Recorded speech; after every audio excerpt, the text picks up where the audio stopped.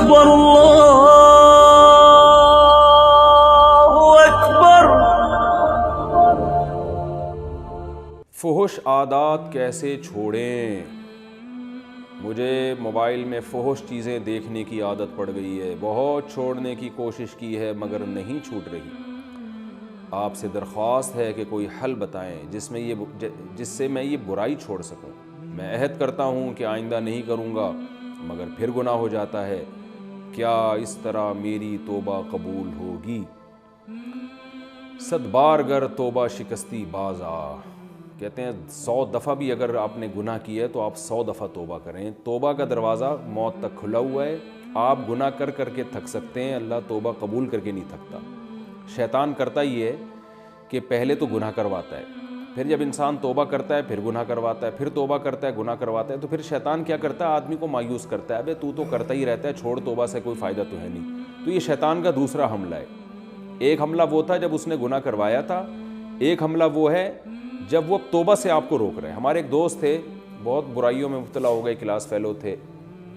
تو میں ان کو لے گیا، حضرت حکیم اختر صاحب رحمہ اللہ تعالیٰ سے بیعت کرا دی میں نے ان کو، تو ان کی شراب بھی چھوٹ گئی اور بھی برائیوں میں مبتلا تھے، چھوٹ گئے، لیکن پھر ان سے گناہ ہو گیا،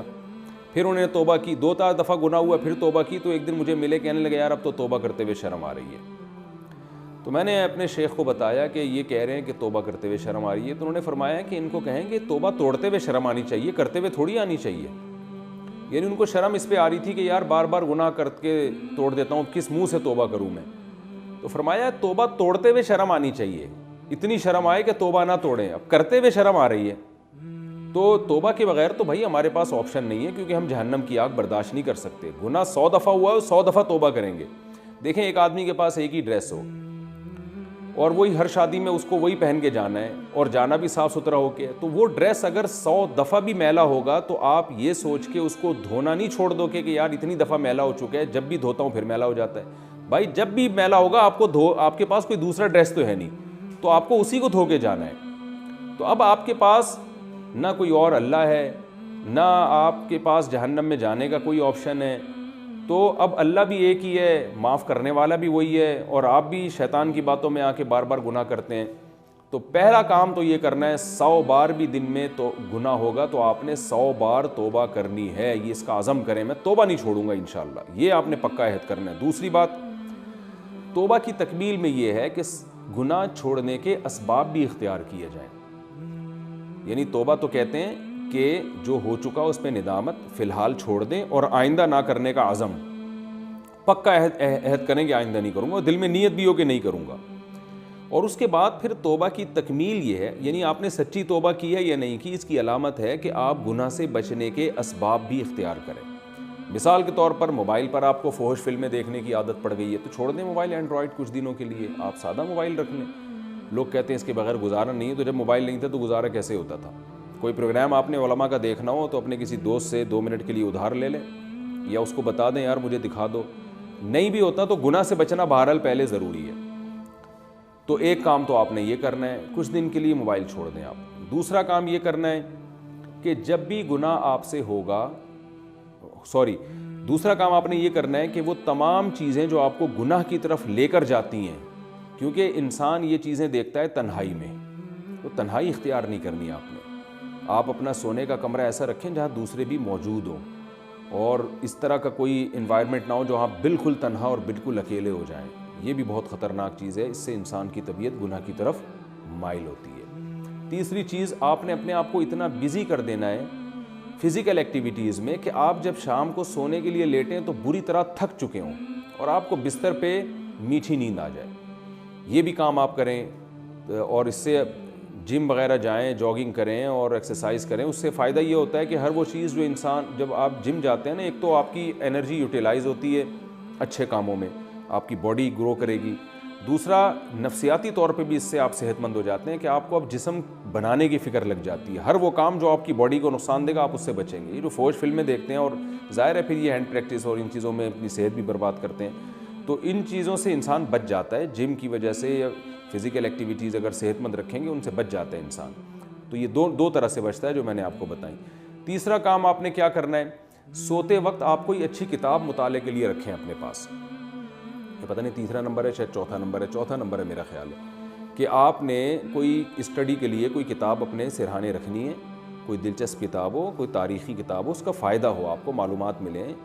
تو سیرت کی کتاب پڑھ لیں، کوئی بھی دلچسپ کتاب، وہ کتاب پڑھتے پڑھتے آپ سو جائیں گے، آپ کو نوبت ہی نہیں آئے گی اس گندگی کی طرف جانے کی۔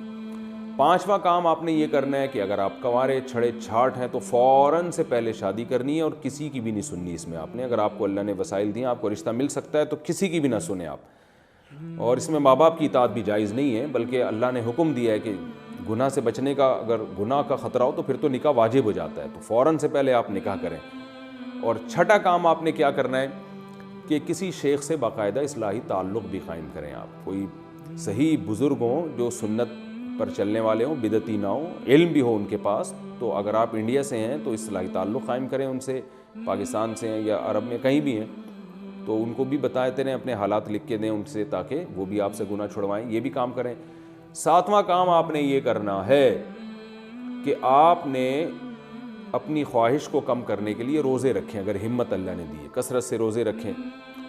یہ سارے پوائنٹ جتنے ہو سکیں اتنے تو کریں نا، اگر سارے نہیں ہو سکتے تو مایوس نہ ہو کہ یار مفتی صاحب نے اتنی ساری چیزیں بتا دی، اب تو یہ تو ہو ہی نہیں سکتا، تو جتنے ہو سکتے ہیں اتنے کریں۔